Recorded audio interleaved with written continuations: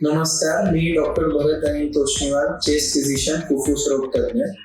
आज आपण अस्थमा किंवा सीओपीडी फ्लेअर याच्याबद्दल बोलणार आहोत. सध्या ऋतू बदल होत आहेत, पावसाळा सुरू होत आहे, तर ज्या रुग्णांना अस्थमा दमा आहे त्यांना फ्लेअर होण्याचे चान्सेस, म्हणजे मेडिकल भाषेत आम्ही ज्याला एक्झॅसर्बेशन म्हणतो, ते होऊ शकतं.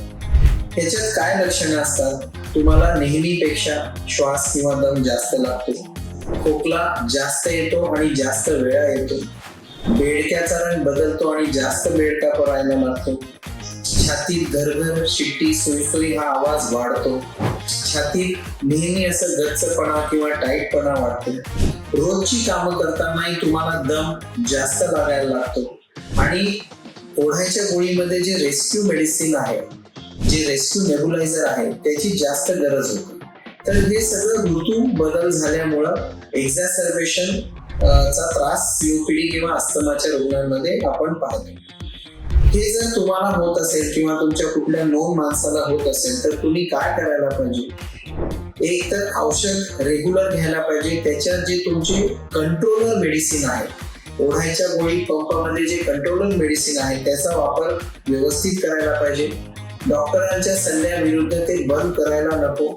आपल्याकडे खूप मोठा गैरसमज आहे की रिलीव्हर मेडिसिन, कंट्रोलर मेडिसिन हे सेम असतात, असं नसते. रिलीव्हर मेडिसिन हे टेम्पररी यूज साठी असतात आणि कंट्रोलर मेडिसिन हे लॉंग टर्म यूज साठी असतात. बऱ्याच वेळेस आपल्याकडे एक मोठी चूक होते, जी डॉक्टरांनी फॉलोअपची डेट दिली आहे ती आपण चुकवतो. ते करू नये, कारण त्याच वेळेस डॉक्टर तुमची जनरली रिलीव्हर मेडिसिन कमी करून कंट्रोलर मेडिसिन कंटिन्यू करत असतात. धूळ, प्रदूषण, प्रवास हे टाळायला पाहिजे. लसीकरण व्यवस्थित करून घ्यायला पाहिजे आणि एक इमर्जन्सी कॉन्टॅक्ट नंबर तुम्ही तुमच्याकडे ठेवायला पाहिजे, ज्याच्यानुसार जर तुम्हाला रात्री अपरात्री श्वासाचा त्रास जास्त झाला, एक्झॅसर्बेशन किंवा फ्लेअर अप झालं, तर तुम्ही हॉस्पिटलला पोहोचून ऍडमिट होऊन त्याचा उपचार करून घ्यायला पाहिजे. धन्यवाद.